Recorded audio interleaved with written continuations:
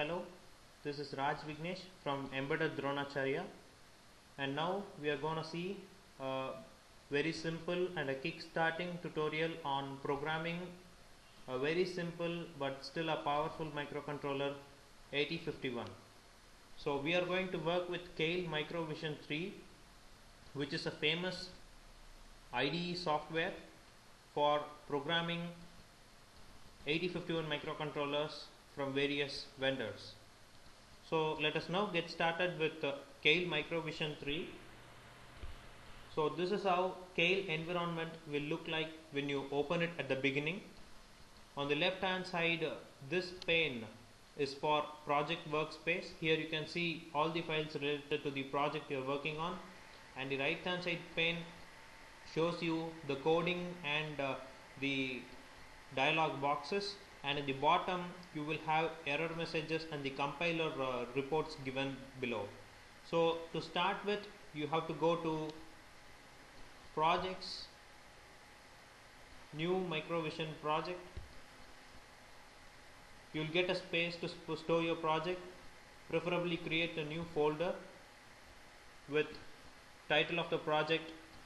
We begin with a project titled Blinky, which is a very customary practice of learning to program a microcontroller. Blinky is a program that will make an LED connected to any pin of the microcontroller to blink. So let's start with, I'm naming the folder as Blinky.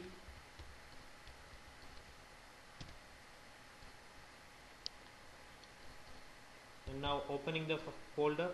Now storing the project as Blinky again. Not necessary that the folder name and the project name should coincide. You can give any name as per your convenience. Click Save. You get a list of all the vendors, those who supply 8051 architecture chips.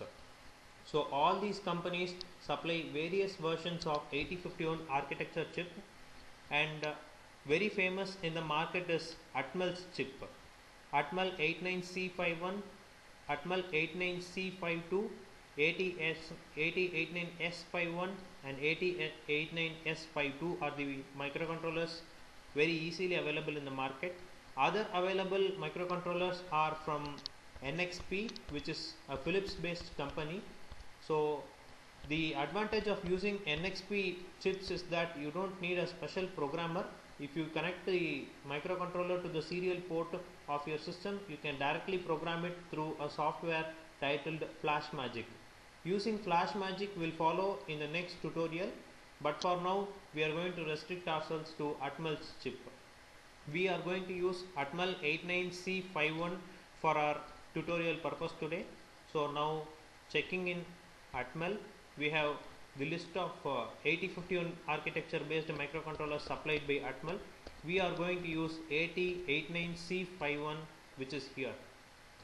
Single click on 8089C51 will show you all the features supported by 8089C51 chip on the right hand side pane. You can see 8051 based fully static 24 MHz CMOS controller with 32 IO lines, 2 timers or counters, 6 interrupts, 2 priority levels, UART, 3 level program memory lock, 4 kilobytes of flash memory and 128 bytes of on-chip RAM. So the maximum frequency that you can give or supply to this 8089C51 microcontroller is 24 MHz, and the nominal frequency on which industrialists and educational purpose people use is 11.0592 MHz, which is the crystal frequency. So click OK now. It is asking whether to copy the 8051 startup code to the project. Without booting the 8051 architecture, we cannot build or port any of our code onto the 8051 chip and make it work. So we have to include this 8051 startup code, which is similar to a booting file for a normal system. So click Yes. On the right hand side, you can see the target folder titled target appearing here. Check into the target folder, you get source group folder. Check into the source group folder, you are getting the startup.a51. This startup.a51 is a file that is responsible for booting the or initializing the 8051 architecture. Now click new.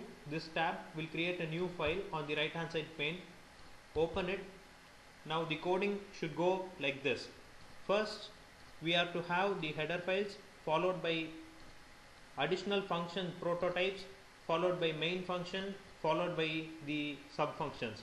Now let us start with the header file. As usual, the header file for C programming is hash include stdio.h standard input output.h, and the next header file should be hash include at89x51.h. So 8089C51 is what we are using.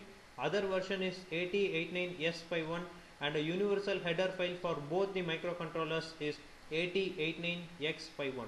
This header file will include all the basic initialization codes necessary for the particular chip 8089X51, that is 8089C51 or S51. So that is all with the header functions.